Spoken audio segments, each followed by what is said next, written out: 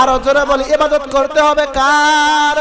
পয়গম্বর নূহ বললেন, ও আমার উম্মতেরা, ও আমার জাতির লোকেরা, তোমরা যদি আল্লাহ রাব্বুল আলামিনের ইবাদত করতে পারো তাহলে আল্লাহ রাব্বুল আলামিন তোমাদেরকে সুসংবাদ দিয়েছেন। এটা হচ্ছে 1 নম্বর কর্মসূচি। 2 নম্বর হচ্ছে ওয়াত্তাকু, তোমরা আল্লাহর ভয় করো, আল্লাহকে সবথেকে বেশি ভয় করো। কারণ কোন ব্যক্তি যদি আল্লাহ রাব্বুল আলামিনকে সবথেকে বেশি ভয় করতে পারে তাহলে ওই ব্যক্তির দ্বারায় কখনো খারাপ কাজ হতে পারে না। আপনার আমার মনের ভিতরে যদি আল্লাহর ভয় থাকে তাহলে আমরা কখনো জমিনের ভিতরে কাজ করতে গিয়ে মানুষের আইল কাটতে পারবো না।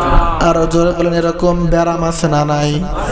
সম্মানিত হাজিরিন, আমাদের মনের ভিতরে যদি আল্লাহর ভয় থাকে তাহলে আমরা এক রুমের ভিতরে, যেখানে মা নাই, বাবা নাই, আত্মীয় স্বজন কেউ নাই, সেই রুমের ভিতরে মোবাইলের ভিতরে কখনো খারাপ কাজ, খারাপ জিনিস দেখতে পারি না।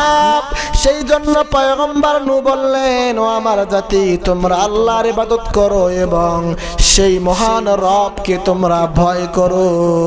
3 নম্বর হচ্ছে ওয়াতিউন, ভালো করে বুঝবেন। 3 নম্বর হচ্ছে ওয়াতিউন, তোমরা আমি নূহকে অনুসরণ করো, অনুকরণ করো। কারণ আমি নূহ আল্লাহর পক্ষ থেকে পয়গম্বর, আমি নূহ কখনোই খারাপ কাজ করব না। আমার আদর্শের ভিতরে কখনো ময়লা আছে? ময়লা নাই, কোনো খারাপ কাজ নাই। কারণ নবীরা হচ্ছে পৃথিবীর শ্রেষ্ঠ মানব। সুবহানাল্লাহ বলেন। সম্মানিত হাজিরিন, এবার